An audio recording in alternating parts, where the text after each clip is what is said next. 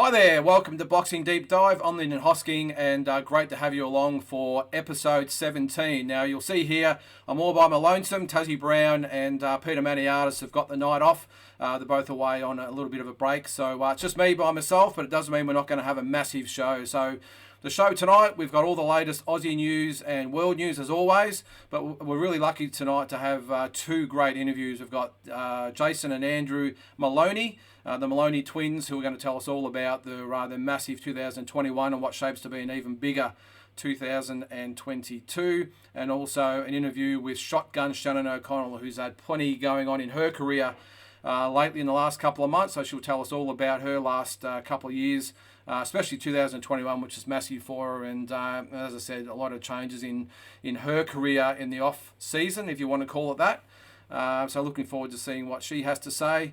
And a new segment tonight, it is The Road to Zerafa versus Hardman. So this one should be entertaining. It's I know we're about 3 months away from the actual fight, but plenty of shenanigans going on already. We're going to cover that every week. We're going to have a little bit of an update on what's going on with the two boys. And as I said, even though it's been it's 3 months and it hasn't actually been officially announced at a press conference yet. We've got a date which is April 27, but still nothing as far as an official announcement from the promoters. So that should be very, very entertaining. So still plenty going on. As I said, we've got the Aussie news, world news, and everything else. And don't forget, if you're watching this episode, it means a lot to us if you like and subscribe to the channel, or if you're listening to us on Spotify, make sure you follow us because we have 3 episodes each week. We have the classic fight. The latest episode out on that at the moment is Rafael Marquez versus Israel Vasquez, the series that those two had a few years back. And the dream fight out there at the moment is Vinny Pazienza versus Ricky Hatton. So make sure you jump on. There's always plenty going on. We've got interviews as well. We've got another one coming up this week with Nadal Skinny Hussein. All Aussie fans know Skinny is the man that dropped Manny Pacquiao back in the day. And with a little bit of luck as far as a long count goes by the referee, who knows, he might well have been a world champion and maybe might have stifled Manny's career before it even got going because it was back in 2000. So he was also a host in our Dream Fight and Classic Fights this week as well. So check him out.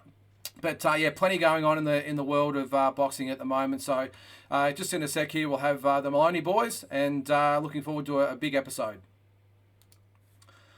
Okay, and as we say that, it looks like the boys are coming on now, so we'll bring them in. And we first have, looks like we have, there he is, Andy Maloney. Welcome to Boxing Deep Dive, mate. Hey, Lyndon, how are you, mate? Good, mate. Now, just we're obviously going to have both you boys on. Jason's obviously running late. What's he up to? Is he at training, or is he just running late as usual? No, he's having a bit of trouble putting Isla to sleep at the moment. So okay. I reckon he should be right in a couple of minutes. Nah, all good, mate. Well, we've got plenty to talk about. Really appreciate you coming on. You've I think we've got to actually stop meeting like this because I think is it your third time on the show? Yeah, third time. Plus we had another stream we did for another show as well. So, mate, great to have you on. Really appreciate it. And obviously the reason we've got you on is because there's been so much going on in the world of Team Maloney. You're coming off the big fight in December. It must have been great to finish off the year on a high after what was a pretty ordinary sort of 12 months before that. Yeah, that's right, definitely. It was a great way to finish off the year. A good win against a very good opponent. It was actually, looking back, it's almost sort of quite embarrassing for me, really. It was 2 years since I'd had a win. So, is that right? So that was the last time you fought. I think that was on the Barry Hall Gallen undercard, was it? Yep, that's right. So that was November 15, 2019, and went on a pretty rough trot. Had obviously the 2 losses and the no decision, which should have been a win, but it wasn't and isn't on my record. So it was 2 years since I'd had a win, so that was really good just to break that bad run and get back to winning ways and get back up the world rankings. What was harder, mate? Was it harder with the two decision losses you had, or the one that was ripped away from you? What was the hardest one to swallow? I know they're all hard, by the way. It's a tough one to call. I mean, probably the last fight, to be honest, because I proved to myself and to everyone really that I could beat Franco in that second fight, and I really still to this day feel that I can beat him. So to lose that third fight and just not get it right on the night still really hurts me, and it's still something that I really want to get back. I don't know if it'll happen, but I would still love the opportunity to have that crack one more time. Well, you've obviously moved on with a win since that, Andy. Is he had a fight since then, or has he been inactive? No, he's been inactive since then. I've heard rumours that he could be fighting sort of sometime around February, but nothing's been announced. So yeah, I mean, from that, we've decided to go the WBO route now. Even though I'm still rated quite highly across the board, I'm still number 4 in the WBA, 7 in the WBO now, and 8 in the WBC. So there's still options there, but I think the WBO is my fastest route back to a world title, and the fight against Kazuto Ioko really excites me, so that's what we're aiming towards now. Yeah, there's been a lot of talk about that. I see that on social media, and it's good. I actually saw the rankings today, and I don't think the WBO had been updated by that stage, and obviously has now. But WBC, I think 8. I think you said WBA 4, not ranked with the IBF. Is that strange? Is it political these days? How could you not be rated in the IBF? Not sure, mate. No comment. But Tony will work on that one. I don't know why they don't have me rated. But yeah, that's another option too. I'd love that Jerome Kahas fight. But for some reason they don't have me in the rankings at the moment. But hopefully we can change that as soon as possible.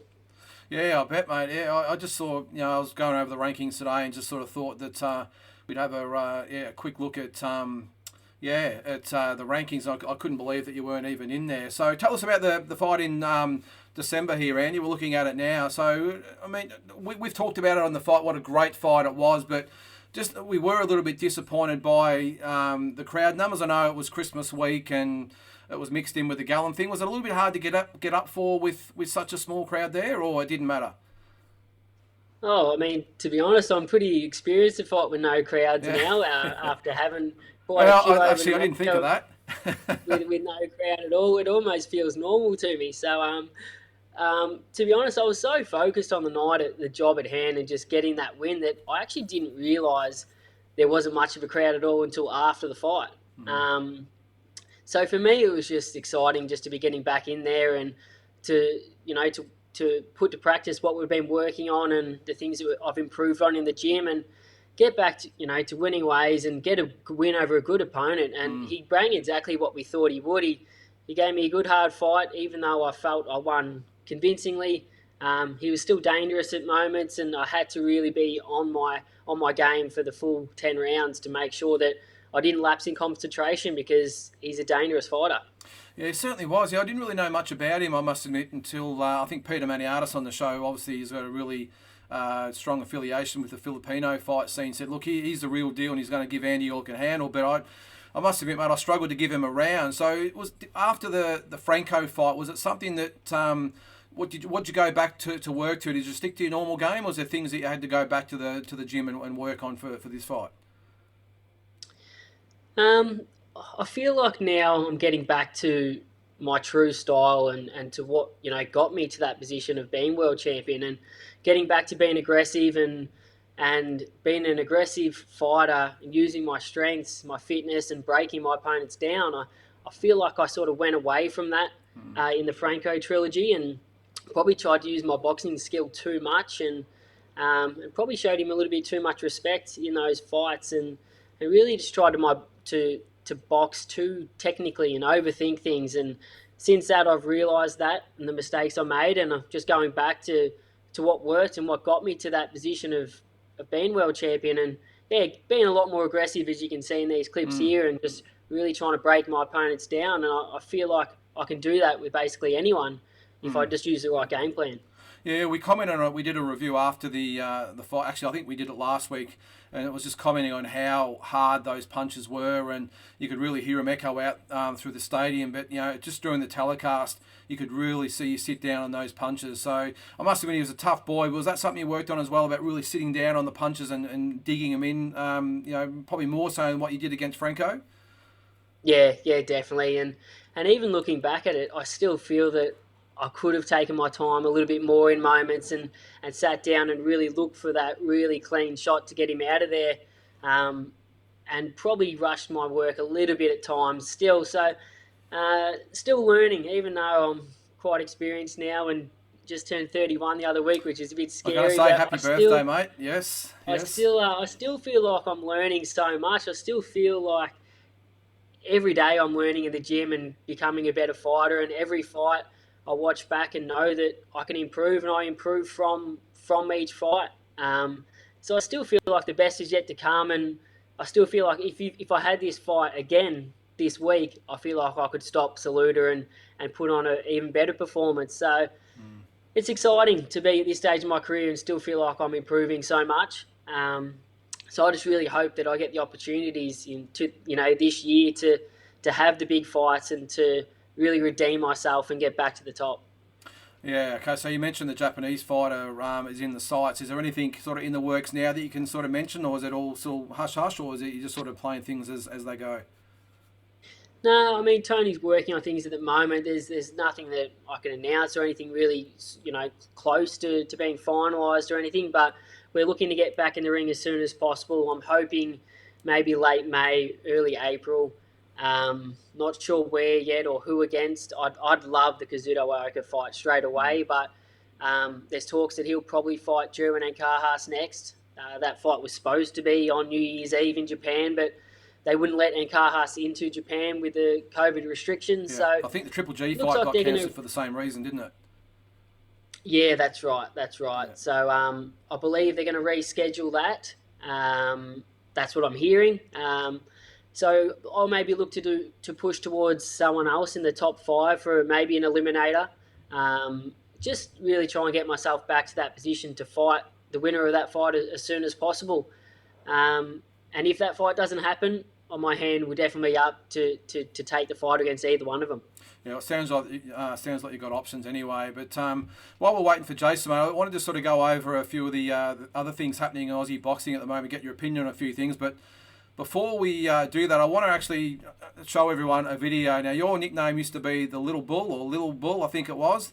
I think we have the Lil Bull, because I found this on your Instagram the other day, and I thought it was absolutely awesome. This is Little Lee Maloney, and he's got the Maloney bullish about him, hasn't he? He definitely knows how to throw him already. It's crazy. It's he honestly, he doesn't have the attention span to sort of listen to me at the moment. So all of this is just by watching everyone in the gym, and he just loves it lately. Like this day here, he hit that bag for about 40 minutes straight. He was dripping sweat, absolutely bugging, but just wouldn't stop. He loves it. It's so good to watch. I wasn't really sure if I wanted him. I looked at it and thought, geez, yeah, and you can't sort of teach that in kids, and I suppose you're going to get that when he's around the gym so often that it's just inevitable that he's going to take it up. I think Shannon, who's going to be on after you guys, says the same thing about her little fella Felix, so I'll talk to her about that as well. But I saw it the other day and I thought, how great is that? So Little Lee, I'll be looking out for the little bull in about 15 years' time, I reckon. So we'll see how we go. We weren't sure if we wanted him to fight, but it's looking like we might not have a choice, mate. He just loves it. So, but Shannon actually said to me that she showed Felix that video, and she said, "Lee's training to fight you," and he goes, "No, mummy, I'm scared." So there's a bit of a rivalry there building already, but I think awesome.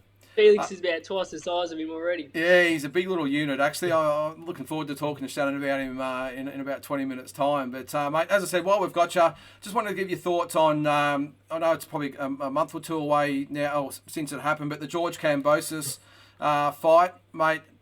You've obviously been there. You've been to Vegas and all over, and you fought in those Mecca boxings. What were your thoughts to take away from watching that Kambosos fight? It was unbelievable, to be honest. Like, I was backing George all the way, really wanted him to get the job done, but if I'm being completely honest, I didn't think he could do it. So just so stoked for him, and it's just massive what he's done, and huge for Australian boxing as well. And also, like, it really does even give me confidence seeing him do that. It just sort of really sparked me and just gave me an extra burst of motivation just to see what's possible if you really, really, put everything in and you believe in yourself. I think that's the big thing. George had so much self-belief, and probably something that I need more of, and watching that and seeing what's possible, is a lot of motivation for me, and something to learn from. Just huge, and and just exciting to see where he goes from here. I really hope they can do a mega fight in Australia, which I know that's what George wants. So I hope they can make that happen.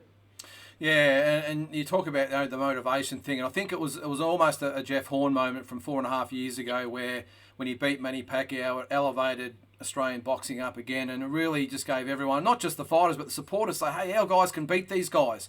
A lot of people love to rip you guys down, and they critique your opponents, and they don't understand the politics and the money involved and the manoeuvring and that sort of stuff. But I think it really got people to think, hey, this guy, and you're right what you said about George, not 1 second did he waver in his belief in what he was doing. So I think, like him, a lot of fighters in Australia could do that. I see he's actually been pretty active on the social media here. I saw the Twitter feed at the moment, and obviously Haney's sort of had a bit of a crack at him about maybe putting out there you might be ducking him. I really like the way George responded. I see how he manipulates and lies to his fans.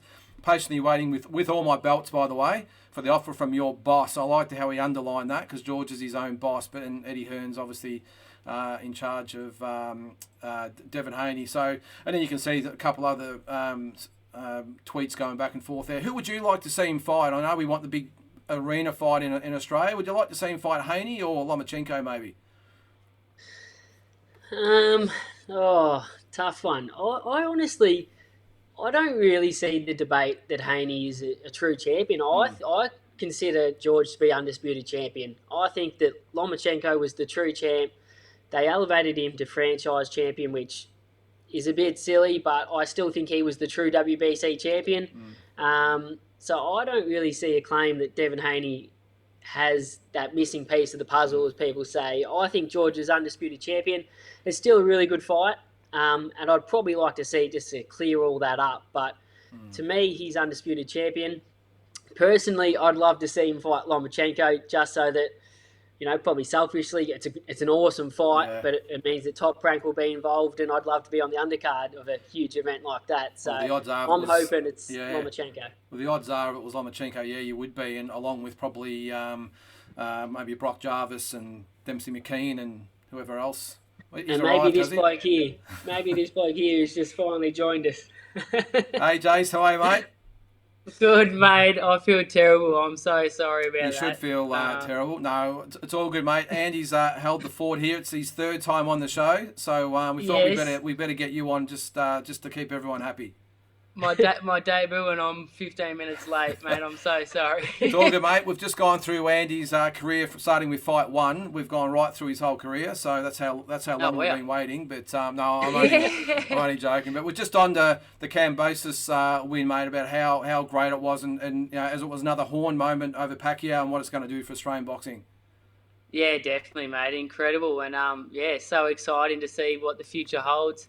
Obviously, that's just. Probably one of the best victories for an Australian ever. And then what's next? Can he bring out a Devin Haney or a Lomachenko or someone and put on an undisputed fight in Australia? That's incredible. So exciting times ahead. Exactly, mate. I just wished Andy happy birthday before, so happy birthday to you as well. And thanks, mate, not just that, but you've just become a father for the second time. Second time, mate. Yep. So that's awesome, mate. And kept me very busy. Yeah, and how old now? She's 4 months now. 4 months, okay. Old. So it's actually been a little bit of time, but geez, it's so mate, we just had a clip of little Lee on before. Any chance that your girls might follow the same path as Lee and put on the Team Maloney tank top and away we go? She hasn't shown too much interest just yet, which I'm fine with. I'll let her do whatever she wants to do, but certainly not pushing her into boxing, and she's not showing too much interest, so I'm pretty happy about that. Yeah, mate, and just on to yourself, you were just talking to Andy about his last fight in December, and obviously the fights before that, but yourself, you only had the one fight last year, but it was obviously one of the biggest wins of your career in Joshua Greer. Yep. What's the sort of in the works for you, mate? I know you can't say too much, but is there things in the works for you at the moment? Yeah, but it's been in the works for quite a while now, which has been a bit frustrating for myself. So I've been ordered to fight in a WBC World Title Eliminator, and we've been in negotiations to put that fight on for a few months now. I was ready to go. I will get in sort of talks that it was going to be either possibly January 29, or then it was going to be maybe February the 5th. So yeah, I trained all the way through Christmas and all the way through New Year's and kept myself in great shape and was gearing towards a really early fight. But now it's taken its time and it's pushing back and looking more likely to be probably early April now, which is a bit frustrating for myself. As you said, I only had the one fight last year, so I'm just so eager to get in there and get the ball rolling and keep progressing my career and getting myself in a position for another world title shot, which obviously, this is great. It's a massive, massive fight being a world title eliminator. But, just keen to get in there and get a date and give me something to work towards and keep progressing in my career because I just feel like it's, one fight last year was pretty disappointing. Yeah, well, the good thing I think what you guys are showing that opportunity comes up on a few weeks' notice, you're ready to go. So I did the ratings before with Andy. Your the current ratings: WBC number 2, WBA 11, IBF 11, WBO number 3, or has that changed with the recent rankings? I think that was a little bit behind the WBO ones.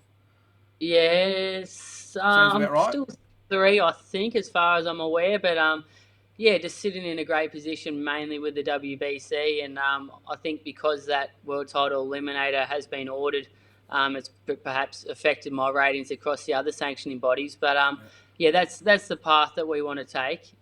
We had the choice of basically an IBF eliminator or a WBC eliminator, and we sort of put our eggs in the basket of the WBC.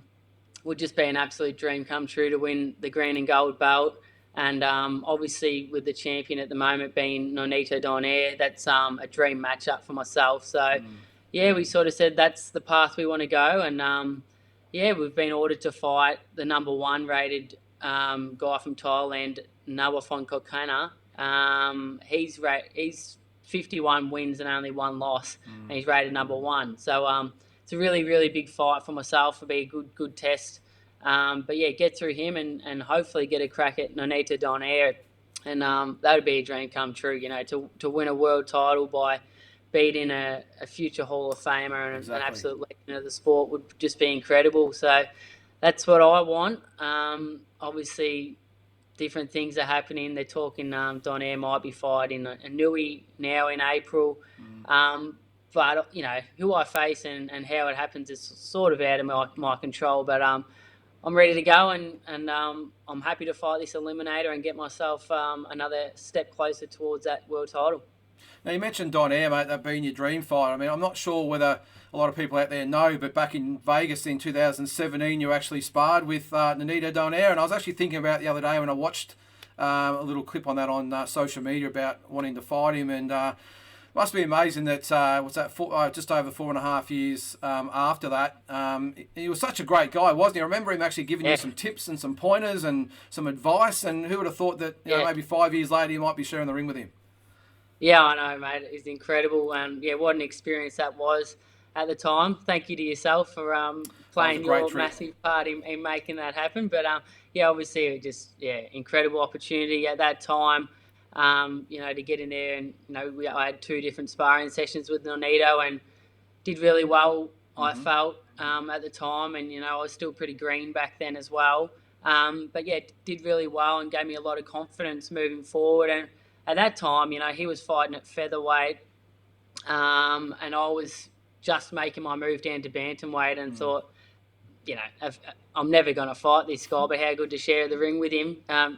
When I first started following professional boxing, he was always one of my favourite guys to watch. And, to have the opportunity to spar with him was awesome. And then, you never know what the future holds, but now I could potentially be fighting him for a world title. So, it's just incredible. And, mate, I'm just so keen for that fight to happen. But, just have to wait and see what happens. But obviously, my focus at the moment is winning the Eliminator and giving myself the best possible chance of making that fight happen. Sounds good. Well, guys, we've just started with the Aussie boxing scene a little bit before with Andy, mate. I wonder, actually, it's great that you're both here for this one because it's your man, Barry Hall, up against Sonny Bill Williams. We sort of touched on it last week. I think it was only announced last week when we did the show. But This must be great because coming from your gym, it must be another feather in the cap for the whole gym run. Obviously, Angelo Hyder's gym and all the boys there. Yeah, that's right. And I'm just, pumped for Barry too because Barry's been in the gym for 2 years now since that Gal fight, training hard and, thinking he'd have a date and then it get pushed back. And obviously COVID played its part there. And I sort of just feel sorry for him that he's been out the ring for so long and has been working so hard that whole time. So I'm wrapped that he's finally got a date now and a really big fight too, going straight into the Sonny Bill fight. And a fight that I'm sure will generate a lot of interest and a fight that I think Barry will win. And then hopefully that pushes him forward to that rematch with Paul Gallen, which I think he deserves.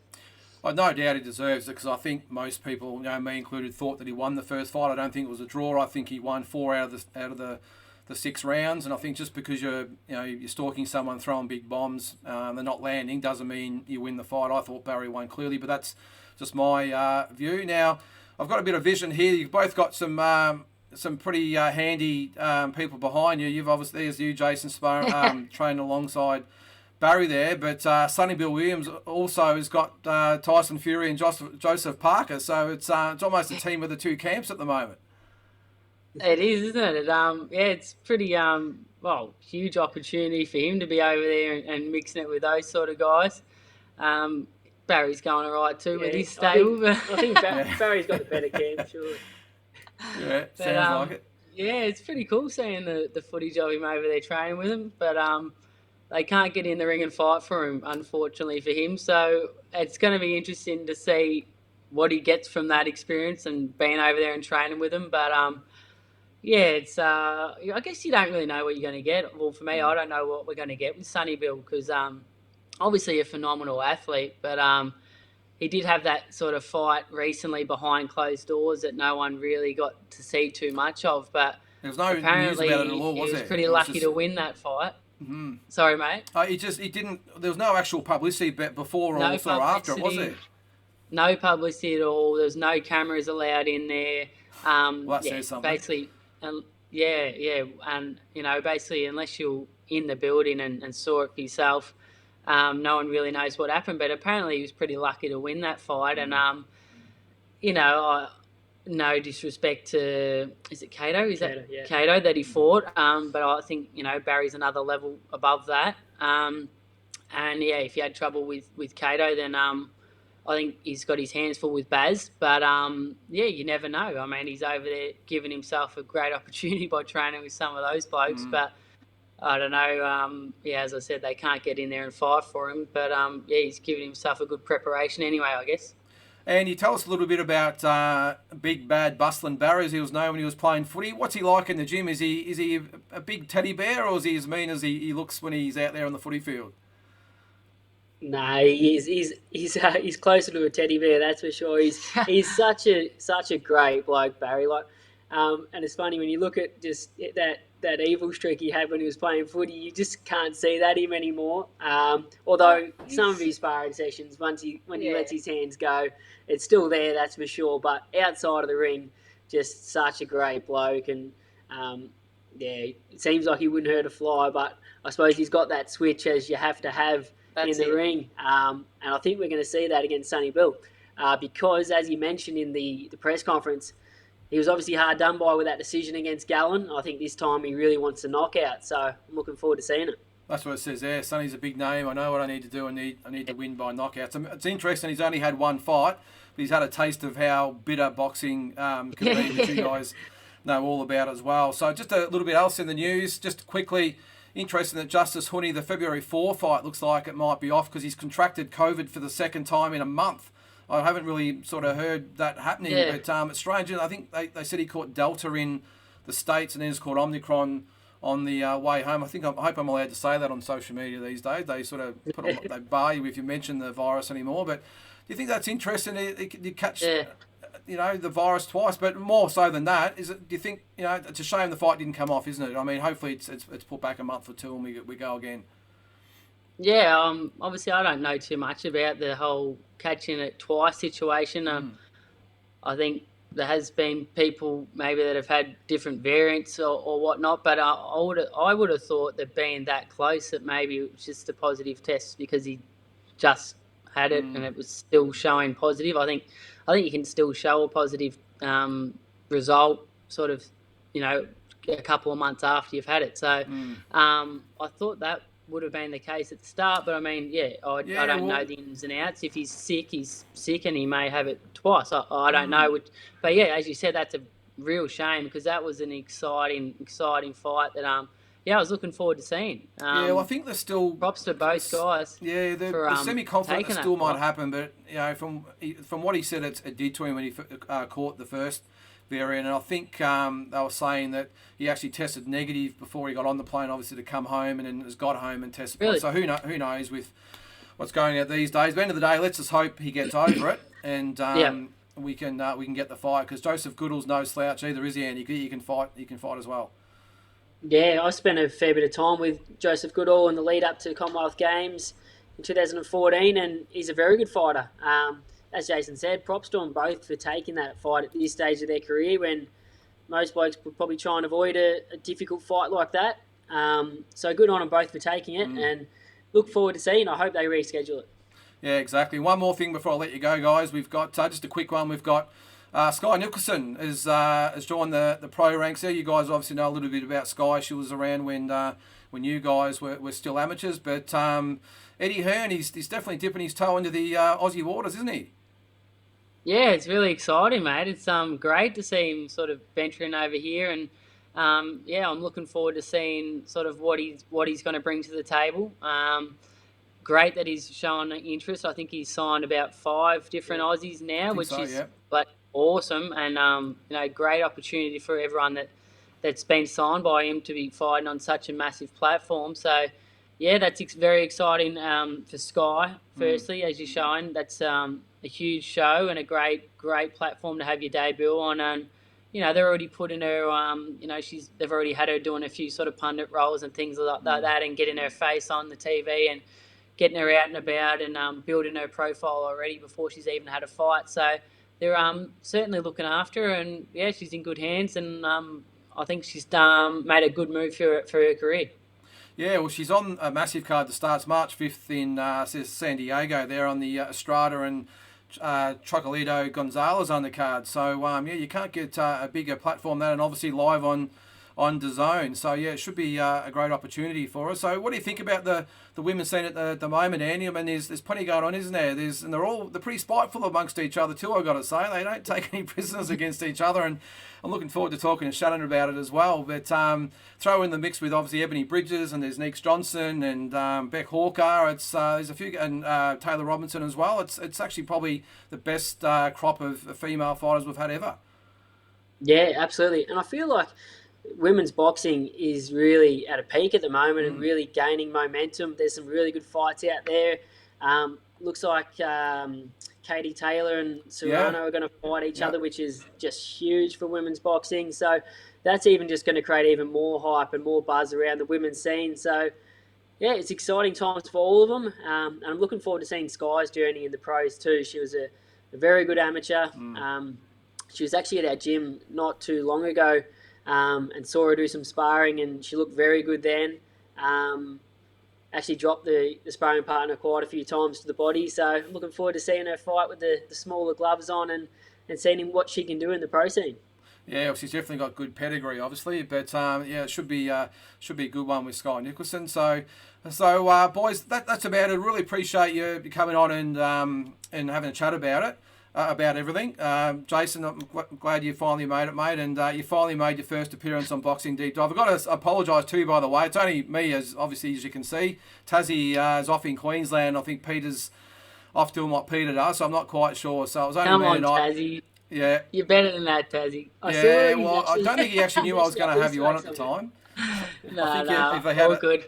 And my big apologies again for being late, mate. I am very sorry. And I don't know what you touched on earlier, as you said you ran through Andrew's career earlier, but obviously you played a massive, massive part in getting us to where we are now, and we're forever grateful for that. So I appreciate it, mate. We appreciate you and what you're doing, and loving the boxing deep dive as well. So keep up the great work, and thanks for having us on.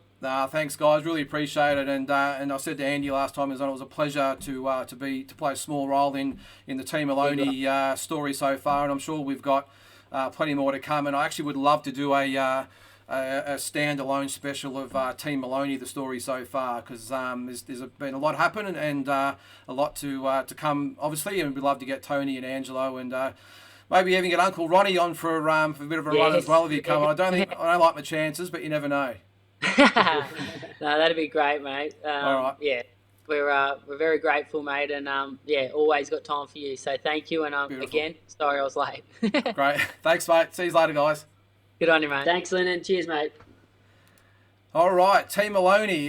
Great to have the boys on, and you can see what great fellas they are. They've always got time to do interviews and sign autographs and take photos and charities and that sort of stuff. So all the best to the boys. I'm sure they're going to have a lot in front of them in the future careers. So we're just about to get Shannon O'Connell on, and can't wait to hear what she has to say as well. And it looks like we've got Shannon on the line at the moment, and here she is, I think. There she is. I'm sort of here. I'm here with my child at my feet. That's all right. I was wondering whether we were going to get a cameo of Felix. That's okay. He's more than welcome to have his say as well. Yeah, well, I'm sure he will.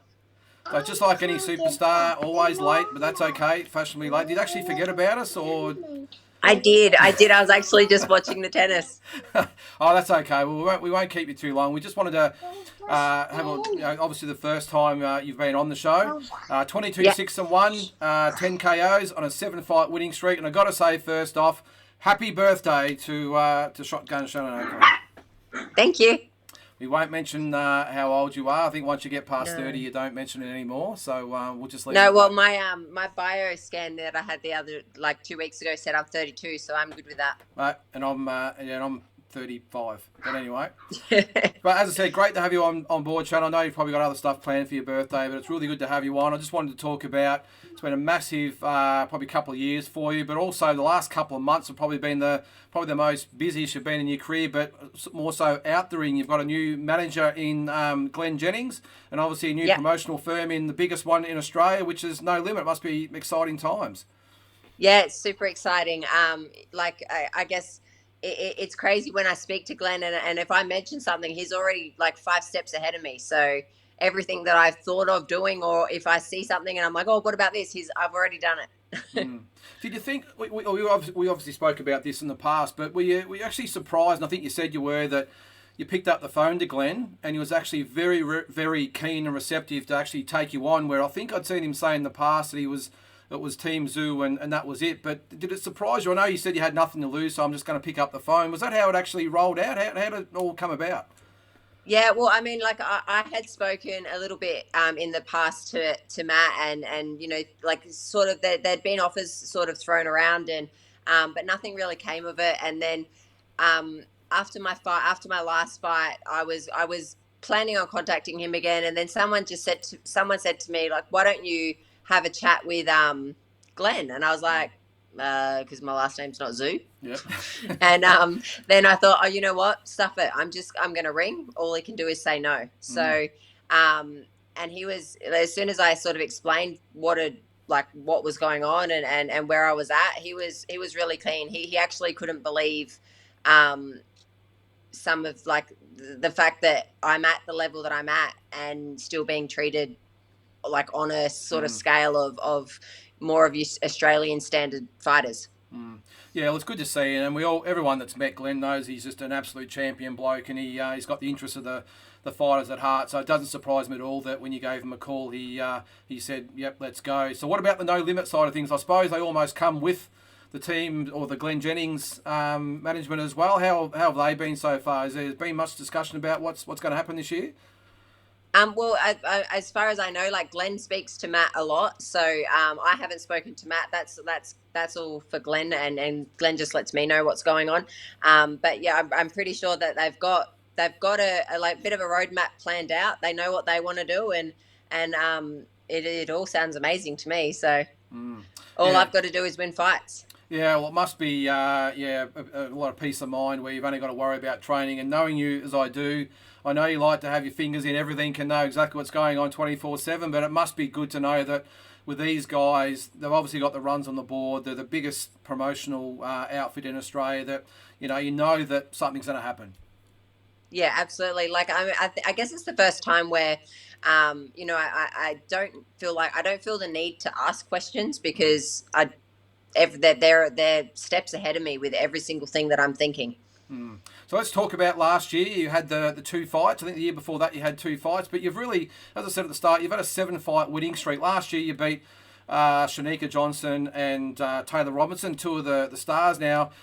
Shannon Johnson's obviously fighting supposedly for the world title in March. That's probably another story. But beating her and also another really rising star in Taylor Robinson, I think it showed. And obviously before that it was Kylie Fulmer and Bianca Elmire as well. I think it must be good to solidify that there's only one queen of Australian boxing, and that's you. Yeah, I guess I'm when you look at all these Australian girls' records, I'm the one in all of them. So that's a pretty cool feeling. But I'd much rather be fighting internationally now that the borders are open. So, there's not much. Well, there is nothing more I've got to prove or to do in Australia. Obviously, other than bringing internationals here, which would be awesome. Like I have fought all around the world, and I've been in everyone's backyard, and I've been the underdog. So it would be amazing if we could get, if No Limit and Glenn can organise to get one of these big fights over here for me, because then there's that little bit less of the underdog. It's more of an even fight. So with that, I know you said before that they'll obviously do the due diligence and who's the best fight to go for and everything else. Is there anyone that you have in mind that you'd like to actually fight that you've put a mark under? Anyone that's got a belt. I would love to fight. I mean, the IBF treated me really well when I fought Marcela Acuna. They were really good with the rules, and they stuck by everything. It went to purse bid, and I would love to fight for the IBF world title, which as far as I know, it's getting planned. It's getting spoken about. But I mean, I'm also the number one in the WBA. It just seems that it's not really about being the number one in the WBA at the moment. It's about certain promoters wanting their own novice girls on.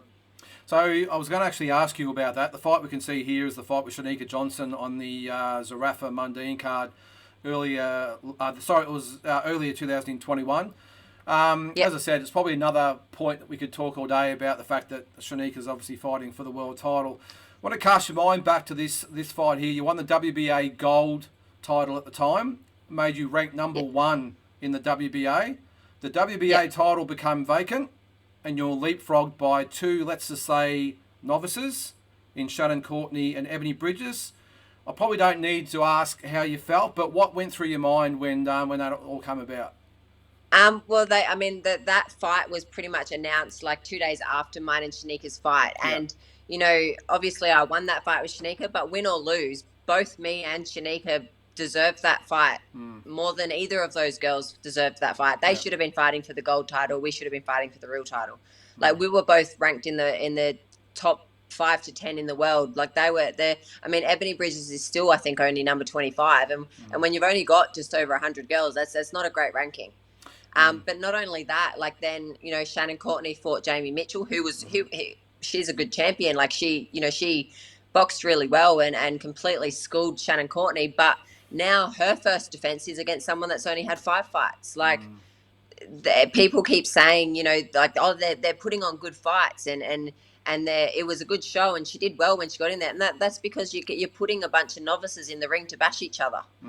Like these girls wouldn't be in good fights if they were fighting against experienced fighters, but they're novices fighting other novices. Yeah, it's a real shame, isn't it, that the fight with Shannon Johnson, even though it was for a WBA gold belt, by all accounts, that all rights, that should have been for the WBA title, because like you said, I know there's been some differences between you guys, but at the end of the day, you both are definitely world-ranked fighters, and it should have been for the WBA real title. Or yeah, what is well, it called these days? Super Shanika's title? 13-0 when I fought her. She's only 13-1 now. She's still up there deserving a world title. When you've got people that, I think this girl that Jamie Mitchell is fighting now, she's like 4 wins, 1 loss. Like, you don't fight. That's not right. It's not how it happens. Pardon? Is it the Eddie Hearn factor? Is he behind? Is it because he's the? I know we don't want to bag anyone. I know it's political and everything else, but is it because they're all with Eddie Hearn that this is all happening, or? Yeah, look, I think so. As far as I knew, like, obviously Shannon Courtney's with him, and now Ebony Bridges is with him. But as far as I knew, there was a rematch clause in the contract when she fought Jamie Mitchell. But now Jamie Mitchell, obviously, Shannon Courtney had surgery, so that probably puts her out for a bit longer. So Jamie Mitchell is having a defence in between. I would assume the rematch clause means that after this defence, if she's successful, then she has to fight Shannon Courtney again. So it's really, like, it sort of sucks for someone like me who's up there in the ranking and deserving a shot, because it's really just pushing me out. Well, the great thing about it, as we said at the start, you've now got Glenn and No Limit behind you, so I'm sure all those political problems that have happened in the past will be no longer. But just on the Ebony Bridges thing, I know there's probably been no love lost between you guys. How do you? I mean, a lot of people love what she does. A lot of people don't like what she loves. But all things aside, do you like what she's doing as far as promoting herself in her career, or how do you stand with it all? We all know how she promotes herself, social media and the weigh-ins, that sort of stuff. What are your thoughts on that? Have you got like a beeper that you can bleep me out? Look, I'll be honest. I don't like the way she's doing things, because she's not, like, I mean, yes, she got in there with Shannon Courtney, and yes, she showed how tough she is, but really at the end of the day, she was a novice that got her head punched in. Like, that's not a world title fight. That's not world title worthy. and there was more focus on what she was wearing at the weigh-in. And to me, that's not morals. Like, there's girls like myself, I guess Shanika, Susie Ramadan, Michelle, Diana Prazic, all these girls, we've been in this sport for so long and busted our asses to gain respect for female boxing. Like, example with the thing that you guys said about me being in the pound for pounds for the Oz boxing, I actually said I would prefer, instead of making a females list, I would prefer to be put in with the men, because I feel like I deserve it, for one, but that means more. And the way that Ebony's doing things with, getting all her clothes off and putting herself out there, that's just taking away the respect that us girls have fought our way to gain. And I mean, people have already, the Ozboxing put up a post saying about me and her fighting, and I don't believe the fight will ever happen. She knows where she's at, and it's not in the ring with me. But there was comments on there about jelly wrestling. Yeah, you don't. I haven't read those kind of comments for years, and that's because of the way she's carrying on. That's where we're bringing it back to.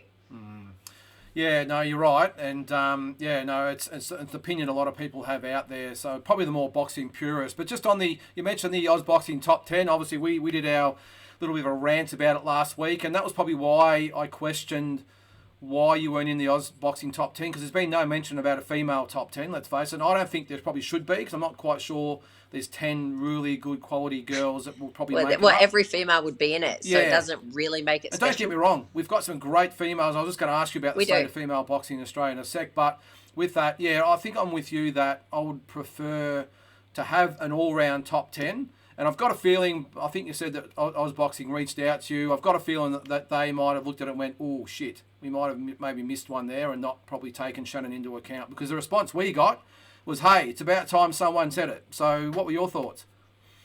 Yeah, I mean, like, every time I see something, like, the girls have always been left out. And, I mean, that's just a thing that I've just learnt to accept. Like, I'm not going to sit there and, like, I'm Australia's top female bantamweight. I'm not going to sit here and compare myself to Jason Maloney, am I? Like, I mean, let's be real. Like, yeah, I can jump in the ring and do rounds with them, but they're working with me. They could finish me anytime they want. They're working on things and they're helping me. Yeah. I'm not going to compare myself to the boys. So obviously, yes, it's a lot harder to be doing good as a guy than it is a female, because there's so much more competition. But I do believe, like I've had in my, well, I'm 7 fights undefeated, but I'm pretty sure in my last 5 fights they've all been for titles. And I think that it probably did deserve a bit of recognition when I looked at some of the other people that were in there. Like everyone that was in the list, awesome, doing great things, but do they deserve to be in that list yet? I'm not sure. Yeah, no, well said. Yeah, well, just speaking of the other girls out there, you've pretty much fought and beat pretty much everyone out there. But take you aside, how do you see the state of female boxing at the moment? We've discussed it a little bit in the past on our shows, but I know you've had differences with pretty much every female fighter that you fought, by the way. But take away all that as well. Do you see that we've got a really good, healthy, I suppose you call them, crop of female fighters at the moment? Yeah, absolutely. I mean, I feel like, I haven't always had issues with all my opponents. It's just been since I've been at the top. It's almost like, everyone wants to see you get to the top, but then when you're at the top, they all gang up on you and they all become best friends and want to bring you down. So that's kind of what's happening to me at the moment. Not that it bothers me, because it means that I'm doing good. So, but yeah, everyone seems to be like doing really good at it. Like everyone's at that same level that they should be all working off each other and building each other up. Everyone just wants to bring me down, but whatever. Yeah. Good on them. Well, you obviously moved on hopefully be moving on the bigger and better things. It looks like Shanika Johnson will as well. So hopefully those other two girls, as a boxing fan, the other girls, the Robinsons and I think she fought Fulmer anyway, but these types of girls will all fight each other and hopefully we get some good fights. Before I let you go, I want to just talk about one other fight that I'm sure you're right across, is the potential Katie Taylor-Amanda Serrano fight. There's been talk that it's going to be April in the States. It must be great to have that type of fight that's really going to come to the forefront of female boxing. Yeah, that'll be massive. I mean, I remember years ago we were talking about fighting Amanda Serrano at Madison Square Garden, and that was awesome. We've all the thing. Amanda Serrano is a beast, and she is so good. The only thing I don't like about her is, well, not really her, but her record is that she has won all of these titles, but they're never generally against the best people in the current division she's fighting in. So, she fought Rivas from Mexico. Forget her name. Yeah. But she fought her at a weight where she had, it wasn't her natural weight. So, I think Susan Ramadan fought her at bantamweight, didn't she? Or flyweight or something, didn't she? Well, yeah. And then I think she fought Amanda Serrano at super bantamweight. Okay. So that's obviously, the Mexicans a lot of them aren't very big people. So there was a lot of size difference, and I'd love to see Amanda fight the best of the best in her division, which is now she's going to be against Katie, and I think it's going to be a great fight. But I think Katie's gonna just have that, just too much ring IQ. Yeah, I say, Kate. I was just going to say, who do you tip? But it's funny, isn't it? Or not funny, but it's great for the sport, or the female variant of the sport. When you look at years ago when Ronda Rousey came to the UFC, people laughed that a female fighter could come in and be the top earning and the biggest star in UFC and headlining. And I know lots of female fights have obviously headline cards around the world, but I don't think we've ever had a mega super fight that this one's going to be. That's going to be a headline. It's going to get so much coverage, and it must be great that UFC did it, and now the boxing world looks like it's going to do it as well. Well, that fight is going to be so big that if that's a pay-per-view in Australia, I will pay for it. That fight is one that I just feel like it's going to be spoken about forever, and it's like win or whoever wins, it's going to be a fight that's spoken about. It's going to be a great fight. And it's really going to just stop a lot of talking. I mean, to be honest, I think that it's going to go on for more than one fight. Yeah. Yeah, well, maybe, yeah. No, well, we're looking forward to that. And as I said, it's looking like it's going to be April at Madison Square Garden, promoted by Eddie Hearn. I gather Jake Paul's promotional firm will probably have his finger in there as well. So we'll see what happens there. But look, I just wanted to thank you so much for joining us. It's been great. We've been going for a few months now. We've been meaning to have you on. We've had a few false starts, but really appreciate you coming on, and you have a great birthday. Thank you. Thank you for having me. I'm going to go eat some cake. Okay, bye.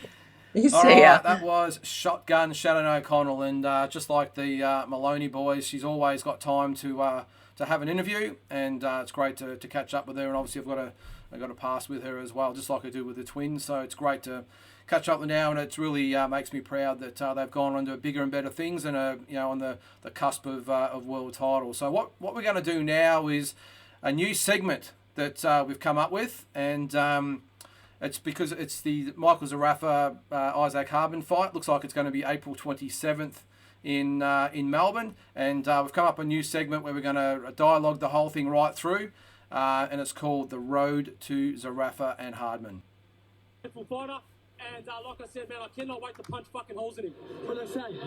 He was face down. I was going to point his toes to the ceiling, but face down will do.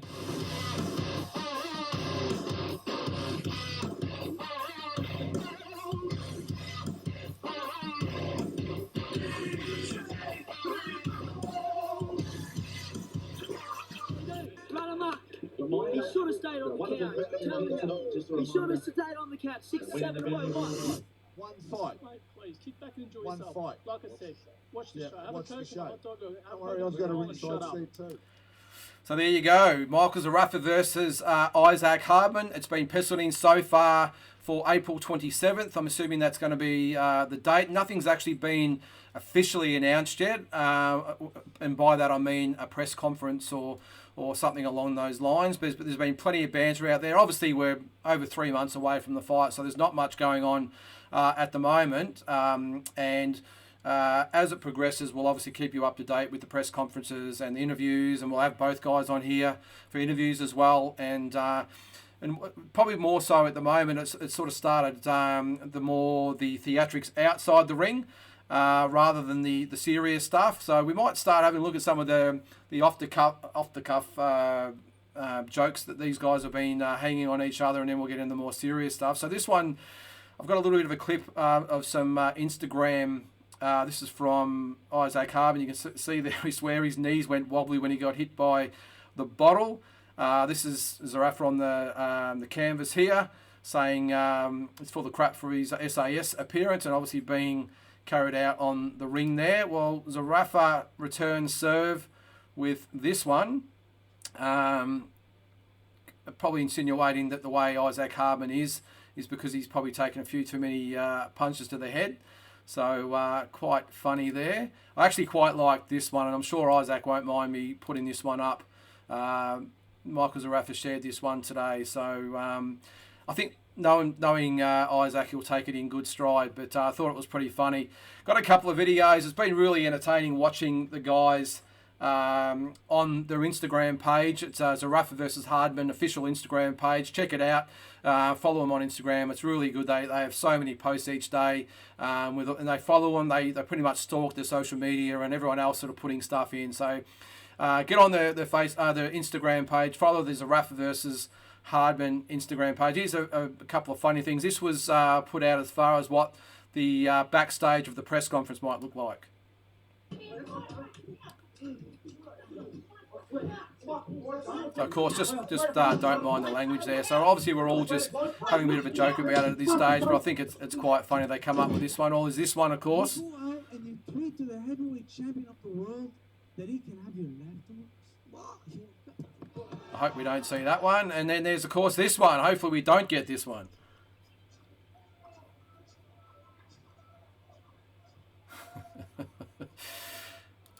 So I've got to say, credit to that guy who, I think if you look back before that fight, that was obviously the Lewis and Tyson fight. Credit to the guy who stood there and didn't flinch when Mike took a left hook at him and swung and missed.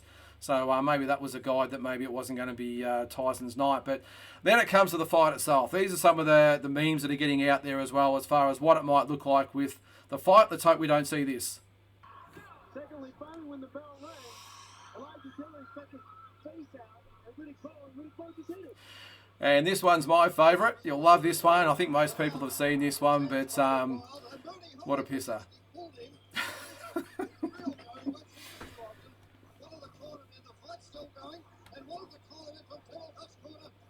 And I must admit, I've never seen a referee punch on with a cornerman before, and that's actually Sharky Raymond, who was actually Australian champion as well. So look, you got to have a bit of a laugh about it all. As I said, it's all just a bit of lightheartedness at the moment, and we'll get more serious as we go up. But every week we'll play the best social media things going back and forth, and anything else that might come up that's of a more serious nature. And then obviously we'll have, as I said, we'll have the guys on and talk about it. Not much coming from Zerafa's camp as far as interviews and that goes, and that at the moment, but Isaac Hardman's had plenty to say, and he was actually on a podcast this week. It's Who the Fuck Are We Guys, I think that's called, so credit to them for this clip here. That's 80% of the Australian boxing fan base, I think, on that boat as well. And yeah, like you said, he could have been the Australia's next, Golden Boy beating the horn.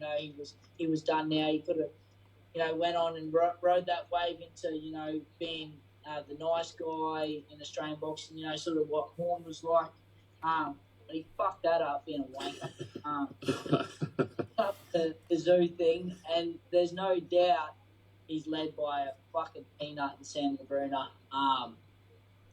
What's that saying? The apple doesn't fall far from the tree in that situation. So he's a goose, and Zerafa's just as big as a goose. So So there you go, fighting words from Isaac Zerafa, and I've got no doubt that it's going to get more and more entertaining as we go through. So as I said at the start, it looks at this stage April 27. I don't think we've got a venue yet, but I'll keep that in mind, and we'll post that as we get it.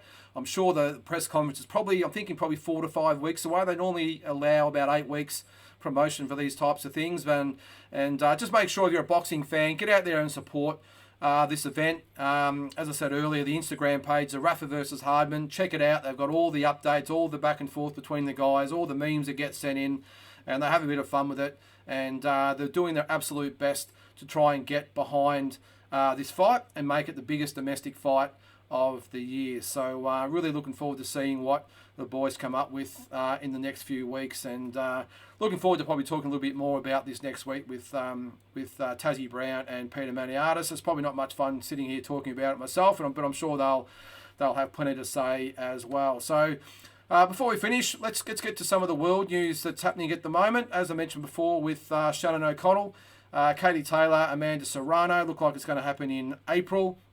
That will be an Eddie Hearn, probably in conjunction with Jake Paul Promotions. I'm not quite sure the name of Paul's promotion, but I'm sure he'll have something to do with it. Probably the biggest female fight of all time. Katie Taylor, the undisputed lightweight champion. Amanda Serrano, well, she's had too many belts to count, so it should be a ripper.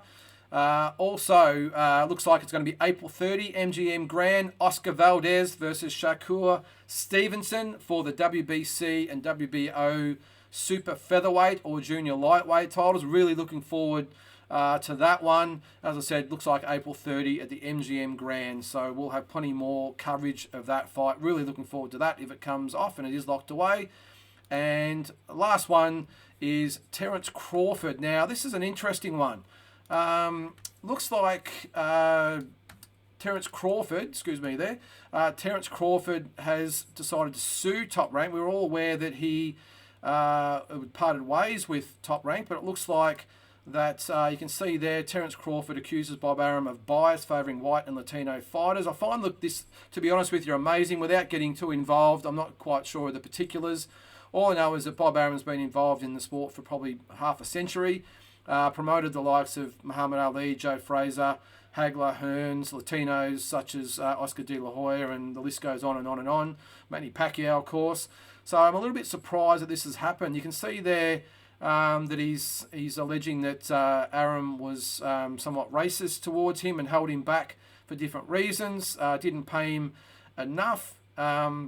So we might sort of talk a little bit more about this with the boys next week on the talking points, but I just found that was a little bit odd as far as that happening. So as I said, we'll talk to Pete and Tassie next week, but really interesting news that Terence Crawford is suing Bob Arum and Top Rank for, I think, $6 million, I think it was, or $5.4 million, I think the end result was. So, yeah, so interesting there. We'll keep on top of that. But as far as everything else goes, I've got a couple of talking points that I wouldn't mind talking about, but they don't really become talking points if I haven't got the guys here to bounce off. So it'll really just be me on my soapbox. So I'll wait till next week with that. Obviously, we'll have Tassie's tirade back next week. I'm sure he'll be nice and refreshed after his week in Queensland, so I'm sure he'll be nice and friendly in that one. And Pete obviously will be back as well. So looking forward to talking a lot more the Aussie and world scene next week. I know they'll be pissed off because they've missed out on the Moloney boys and Shannon, but we'll get them on as more news is announced as far as their fights go. So really appreciate you joining us in this episode, number 17. And as I said at the start of the show, make sure you like and subscribe to our YouTube channel, our Boxing Deep Dive Instagram and Facebook channels. You can see the links down below, and also subscribe to us on Spotify. So thanks again for joining us, and look forward to seeing you next week with episode 18.